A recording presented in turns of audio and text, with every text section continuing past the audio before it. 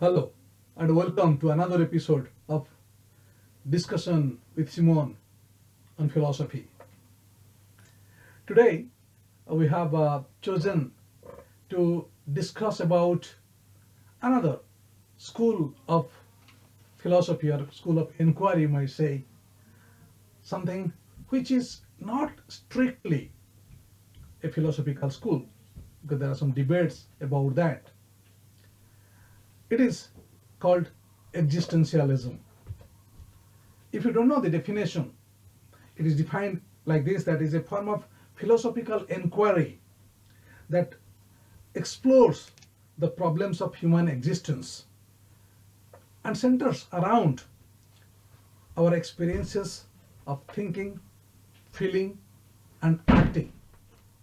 So that's in short about uh, the definition of existentialism. Well, Simone possibly would be discussing a little bit about her thoughts on existentialism. We'll be discussing the key players in existential philosophy, and I will be focusing more on uh, existential therapy or existential psychotherapy, to be more accurate, before we conclude it. So, well, Simone, once again, welcome to the show. Uh, so, um, so what is what do you understand by existentialism, and what is its importance? If you could tell, so that would be probably a good beginning. All right. Could you please be louder? Yeah.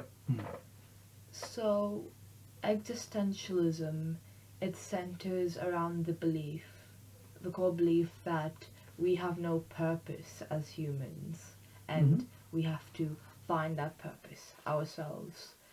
It's always been a sort of philosophy. It's been around for ages, but it experienced a sort of boom following World War II, and after all those crises, people started wondering, is there really a God that believes in justice and fairness? And then that's one of the main tenets of existentialism, that it doesn't really matter who's who gets what. Good people don't always get good things happening to them because Yeah. the world isn't rational in that way. They believe in an irrational world that doesn't follow any logic. Mm-hmm. Yeah, I think that's a very good sort of description about how existentialism came into being. I read somewhere that essentially existentialism differs from other schools of philosophy in the sense that other schools, particularly propounded by Aristotle, believed in essence. For example, Aristotle thought that the essence of human beings is that they are rational, they act on the basis of a reason. However, as you mentioned nicely, that uh, the reality is that life is probably not that rational. There are not any what you call teleology, or there is no uh, cosmic sort of justice, no fairness, no order, no rules, and absolutely there are no absolutes in it. So that causes lots of difficulty in rationalizing things. A bit more on the concept of Yep. essence to further explain what exactly essence is and why existentialists they revoke it. Essence is a a property, no, Hmm. property that gives an entity substance. So take a knife for example. The handle of a knife can be any color or be made out of any type of wood. It can be shiny, it can be wood, it can be metal. But what gives a knife its essence, its um, true qualities are it is the sharpness of the blade, and you can't have a blade without a knife. Like a pencil, for example, you can't have a pencil without having a piece of lead. Hmm. Yeah, yeah. So that's the essence. Yeah. In fact, that's about the essence. So what is the prevailing uh, dogma, if you can say, if not dogma, maybe the essential feature of existentialistic thinking is that existence precedes the essence.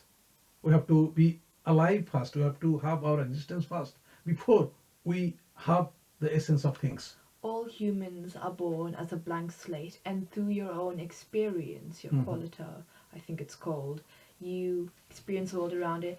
You yourself are the only person who can give meaning to your own life. Yeah, yeah. So that's for the topic that we're discussing about. So what I mean to ask is that how existentialism differs from the prevailing philosophical schools. I mean, many people still believe that existentialism is a humanistic philosophy, isn't it? And so it focuses on human experience, their experience, their suffering. For example, the questions, the human condition that has been talked about is that why I'm here, and how should I live my life, isn't it? And what does it mean to be a human being? So those are questions we don't have any clear-cut answer. In fact, if I quote, it is Abraham Maslow, one of the another psychologist, philosopher, who used to say that most fundamental questions in the life we don't have any answers for them, and that causes lots of angst or confusion, isn't it? One thing I do want to talk about Yeah. is the concept of, um, it's called absurdity, the absurd. Mhm. And this is the act of humans trying to find intrinsic meaning in something that doesn't have any. Mhm. It's how it's the fact that we question things around us when there aren't really any actual answers to be given. It's absurd that we do so, and it's something that we'll just continue doing. Hmm. And understanding why we do the absurd and accepting it is part of, um, a big part of being an existentialist is understanding that there are no um, answers to your big questions that most philosophers try to answer, which is another way. Existentialism is one of those more different schools of philosophy in the fact that it doesn't want to provide answers Hmm. for you. It's all about you trying to find answers for yourself. Yeah. So that's the thing. I mean, you're looking for answers to those questions. We we don't have any. That's the contrast. Rather, that's a paradox. We are looking for answers, but there are no clear-cut answers. Okay. Unlike, say, some other philosophies, or for example, religion, where there are certain answers to these questions. Existential philosophers believe it is foolhardy to think that there are answers available. Okay, so that's the other point that we are discussing about. So one of the offshoots, or one of the uh, major aspects that we wanted to discuss today is something known as existential therapy, because of the trouble that we go through or the angst that we face. Uh, that causes lots of issues, sometimes mental illnesses. Okay, and the psychologist or psychotherapist, they use existential philosophy or existential school of thinking to address those issues. All right. So just to give a bit of a background about there are some ultimate human concerns which are there. I mean, existential philosophers have defined it under the four headings. One is about death, second about freedom, third about isolation, and fourth about the meaninglessness of life. So those are the things we still don't have any clear-cut answer. Although at the same time, even if we don't have an answer, that doesn't preclude us from asking the questions.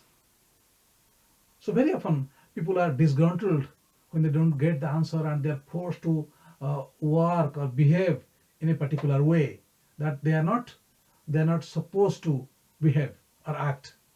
So many people feel invalidated. They feel as if they're not living the authentic life, and they're sort of, there is a term for that. There is a I'm just trying to remember. There is something called they try to live not their or themselves. They try to become someone else. Because again, the whole core of existentialism is choosing your own path, and living in bad faith would be uh, following an example set out by somebody like your family, your friends, your church, your government. Because at the core of it, they're still people themselves who are just as clueless as you are when it comes to situations like this.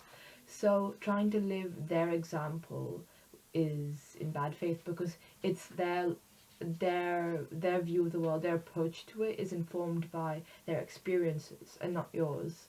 And to live a truly authentic life, which is a term for it, Yep. is to have your morality crafted by your actions.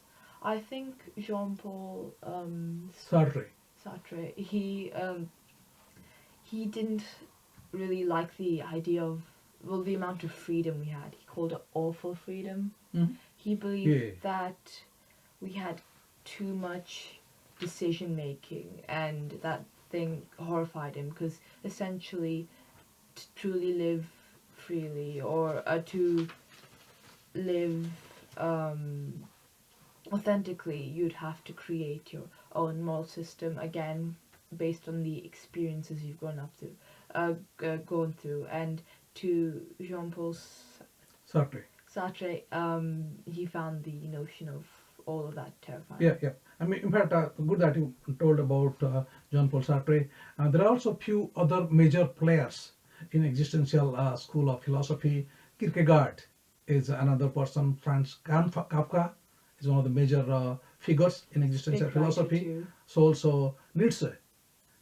Nietzsche is a probably his name is very often taken as one of the classical existential philosopher as well as nihilistic philosophers. Yeah, I feel like Nihilism. nihilism is kind of an offshoot of existentialism, going into more of a pessimistic take.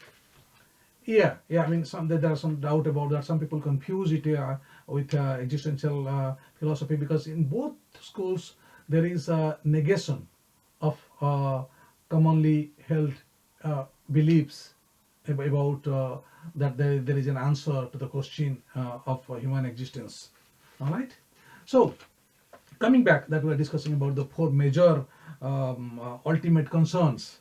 So how that has been addressed? For example, death anxiety. So people feel very anxious that death is there. Everybody is going to die, and as they say that there is the impossibility of other possibilities. Death means that you can't have any other possibilities beyond death. So It's that causes lots of anxiety, isn't it? a big factor of understanding death is knowing that there's no way to avoid it. Nothingness or death, it's unavoidable, and part of existentialism is understanding that you can't actually avoid it. Yeah, yeah. So that is one. So some people sort of try to live like they in their mind there's something known as symbolic immortality, and they feel that as if they're going to be immortal. And there are three ways that they can be immortal: biologically, through their progeny, through their children, parents live, isn't it? Second, theologically, by their belief of the afterlife. If you die this life, maybe in the future life we'll be alive. Life is just a golden gate, death. That's one thing that people get solace about. Third is creatively. Okay, you write something. Once you're gone, your writing sort of survives, or writing remains as your existence. So that is something some people sort of believe in that. So how they what do you call view death, or how they feel that they are immortal.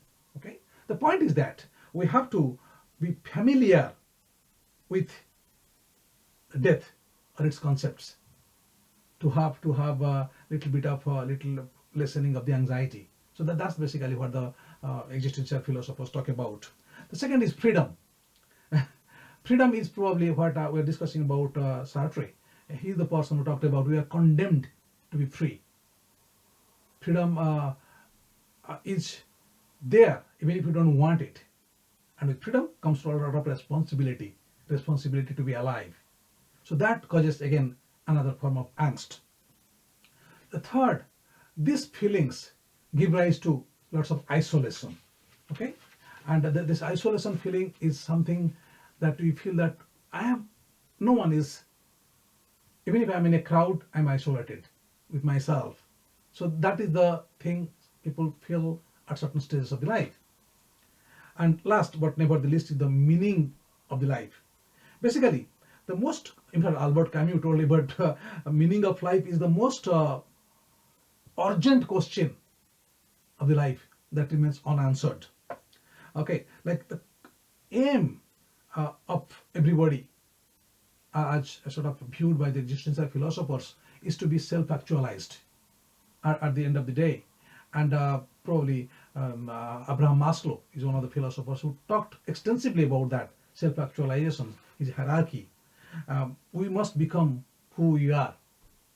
Is he the one who did Maslow's hierarchy of Maslow's hierarchy. needs? Maslow is famous for his famous hierarchy, very often used in corporate world and in the sort of Psychology and social. yeah, in the social psychology.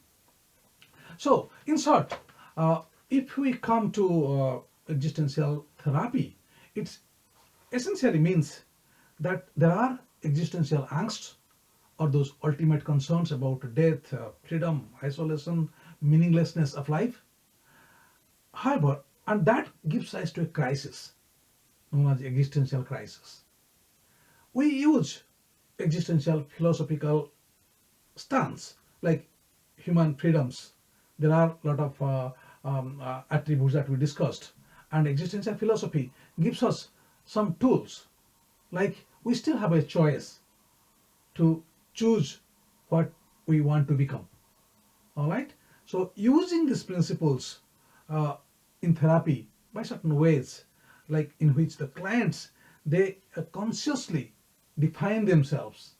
That is the essence of existential therapy. And there are many persons those who have basically excelled in it. Probably its root lies in Viktor Frankl's logotherapy, on the classic sort of existential therapy that he started, and he is famous for that, obviously, and that has certainly influenced many therapeutic modalities. So, although there are criticisms against it, people still believe whether that merits a therapeutic definition or it is more like a philosophical discussion with the patient that you have, those who are philosophically inclined. But in general, the consensus is that for some people, especially those who have got this type of crisis in their mind, leading to angst, uh, they are more prone or they're more likely to benefit from this school of therapy. So that's essentially is all about existential therapy. So in short, we defined what existential philosophy is, what are the main components of existential philosophy, the main players in existential philosophy, and its applications, particularly in therapy. So that's my take on existentialism and its application as a whole. Anything else, Simone, would like to add I before you mean, conclude? for the most part, I have talked about what I've wanted to, but I do want to add that um, another facet of existentialism is that uh, we place societal limits on ourselves, Mhm. and it can be kind of freeing to remember that all of this is just kind of a construct, and there's no reason for some of the laws or rules that hold us back. And honestly, if a big takeaway of it is that if there's something that serves you, you should be the one to follow it, and again, act the truest to yourself, to your own essence, the essence that you find through your actions. Okay. So thank you. And thanks everyone for watching it. As usual, you are free to give your comments and criticisms so that we'll be able to incorporate those in our next discussion. So thank you. Thank you.